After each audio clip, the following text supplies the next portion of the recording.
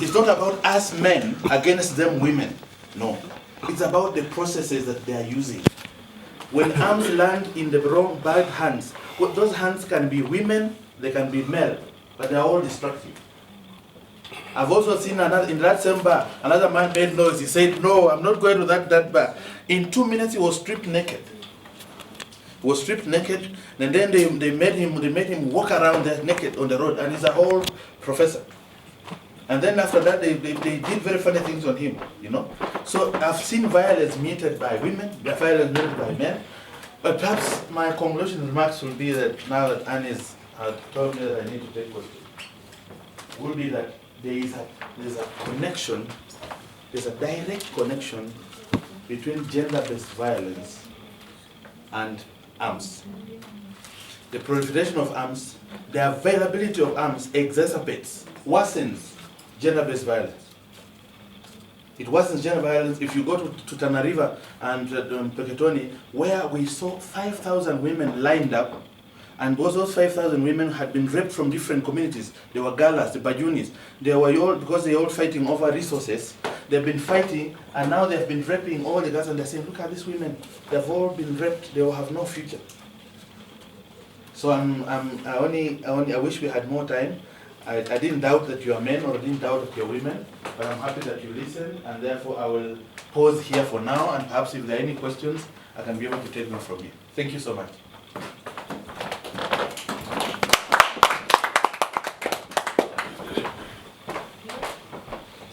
Yeah, thank you, Mr. Presenter. Well, I'm a little bit mixing about the understanding of culture and gender.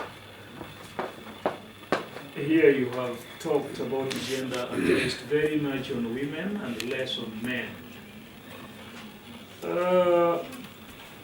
Ambassador here said there is no culture which normally educates on respecting women. But a man is a woman, and she's a female.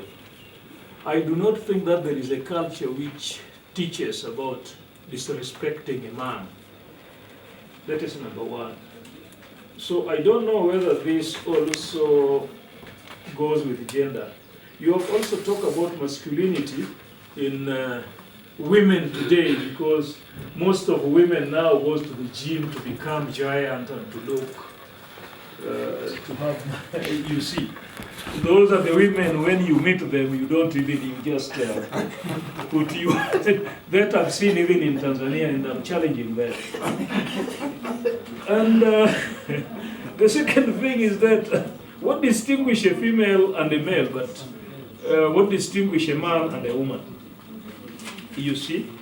The other one is that you have spoken about cutting the rose. Do you know what is the cutting the rose? Cutting the rose.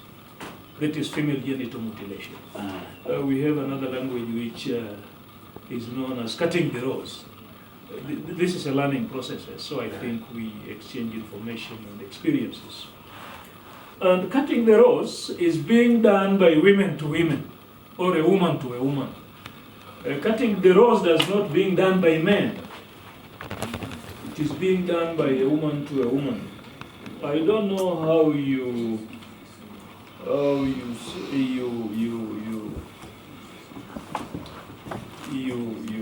link it to gender-based violence on men to women, because it is being done by men themselves, by women themselves, not by men.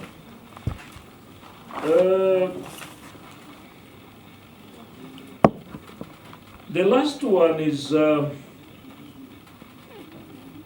women right now acquire illegal arms, as you have said. I can share with you a very good example in Tanzania, where we caught some of women having guns, especially if there is a Muslim here, please forgive me, but they used to have this, like hiding their weapons. And even recently it was announced publicly that our police officers arrested a woman in the bush trying to train young children as 15 or 20 to become terrorists. I don't know how you prefer that against women as not a gender violence. I don't know how they link, because they also use arms and etc. This is what I just want to know, because there are some cultures and there are gender-based violence, but when culture maybe oppress gender, how do we treat this? Because we had cultures even before we were born, and we were born in cultures, and this gender issue also came. Thank you very much. If there's no other question, I could wrap up. Is there any other question? Quickly, please. We are running short of time. Okay. Yeah, I think if you are not emphasizing the Samburu example, the question would be, is the government aware if there's an MP in that area? That's one of the questions. And the second one is, you have given South Sudan as an example where the arms come from, which I'm not here to deny, I think is correct. Some arms could be coming from that region, and also from Somalia and from other neighboring countries.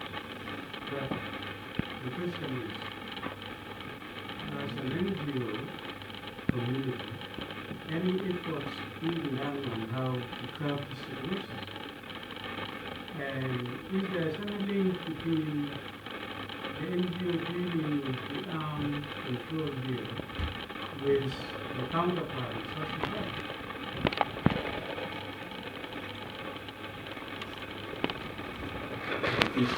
Assuming that yes. What is the impact of the gender-based violence if the connection still the culture in most of the country? And what we can do to reduce this impact? Okay, I mean, I hear 5 things, and I want to specifically talk to you. Yeah. That all over the world, people have cultures and traditions. Everyone in the world has their culture, even if it is in the most urban world or the less. Because culture is an accepted way of behavior.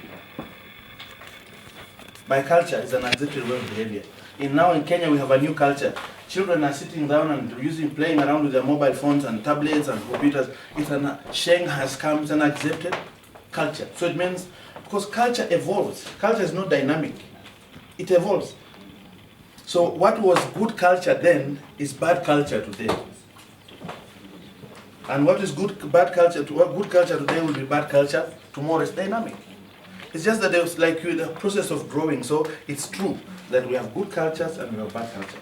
And when we're talking about gender, we're not talking about men against women. Because gender is something that you have accepted as a way of behavior. Okay? Your socialization. There are people who are born today to accept that a man must marry a woman. So they accept to be male who marry women. But there are also people who have the choice. The world has choices. People who have accepted, they're saying, men who are saying, I'm only going to be attracted to other men. They're called the whole LGBTG community. It's also their orientation, so you can't go around saying a gender man must be a man with a beard and everything else. No. So you don't mix culture and gender. Number 2, you talk about FGM, female genital mutilation. Female genital mutilation is practiced by women to women for the benefit of men. Okay? A man is always a silent voice in female genital mutilation. It's a man who decides which boy is going to marry the girl. It's a man who decides, who goes and sits down with the elders to discuss how many cows they are going. Because FGM is just a process of early child marriage. Okay? These children are never circumcised and told to stay home. They get circumcised because they have found a boy to marry them. As they are getting circumcised, they are told, after you get circumcised, you get married to that man. Who decides that? It's the men. So it's a man who looks for the husband to marry. It's a man who negotiates for dowry. It's a man who prepares the function, but it's the mother who's given the responsibility of doing the job. So female genital mutilation is practiced for the benefit of men, but only by women. Because if a father, that's why for us we work with men, and once a father says, I'm not going to mutilate my daughter, the mother can say anything, but once a man has decided, I'm not going to mutilate, I'm not going to mutilate. So it still happens. I heard you talk about Samburu, and why the government has ignored it to happen. We had a protest. We took a protest together with the BBC crew. Because the cameramen were crying when we were recording that video. So it played on CNN. It's actually on CNN. And there were a lot of protests against the government. Members of parliament from Samburu joined us in the protest. They said that in Nairobi, they said, we are going to ban this practice. We don't want it anymore. Then when we went to Samburu, they turned because they realized they were talking about votes.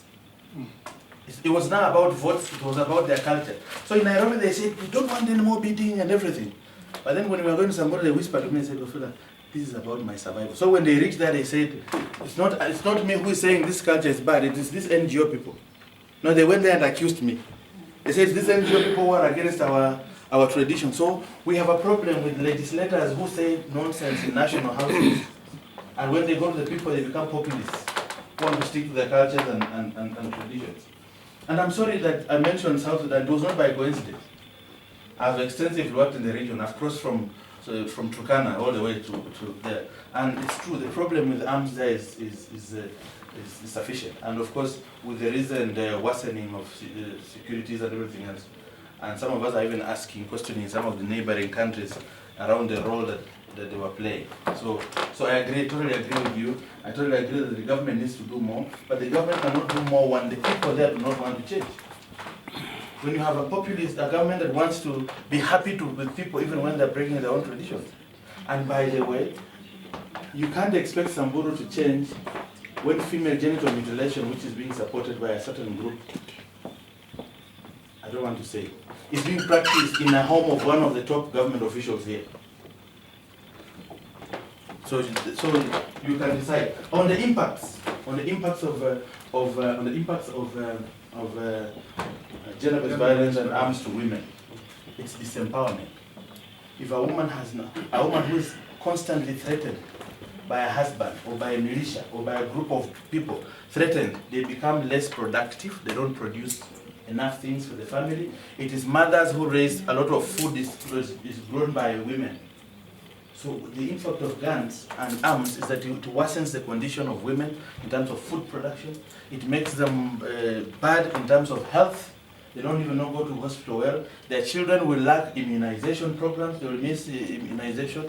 Economic programs, because a woman who is threatened every day or who is raped or abused is not going to go for loans and microfinance. Is not a woman who is abused and neglected will not go for political office. They cannot go and be members of parliament. Where's my brother from Rwanda? Yeah, people get surprised when they hear the Rwandan story. That now you have more women in parliament, more women in legislature, more women in government, and now we have a movement of men in Rwanda saying these women have become too much. They have taken over everything, but why are you allowing them also? You should also participate. Yeah, so in Kenya we're actually struggling. We're saying we'll empower you slowly. Don't, but you are now complaining. Yeah, so because we have to really, we were given 5 minutes. So we've gone beyond the time. We can actually go a little longer. Yeah. So we have another 1 hour. Another. Another presentation. Yeah, I have just a small question, yes, if you can allow. Go ahead. While I agree with you in some points, I just want to be clarified on this cutting the rose or female genital mutilation. Yeah. You know, more researches have been done formally and some other ongoing and current researches. But the first research was done by the United Nations, and it had a contents which said that female genital mutilation was being done traditionally or culturally to various clans in some different beliefs. For example, one of the research said that I know the West Africans are not here, but this is what I read in the research. The Bambari clan in Mali, and we are all adult there. I want to say something a little bit. Bambari clan in Mali believes that if a clitoris touches a baby's head during birth, then she will die. That is a belief in that Bambari clan. I don't know whether you have read such a finding. Okay, let me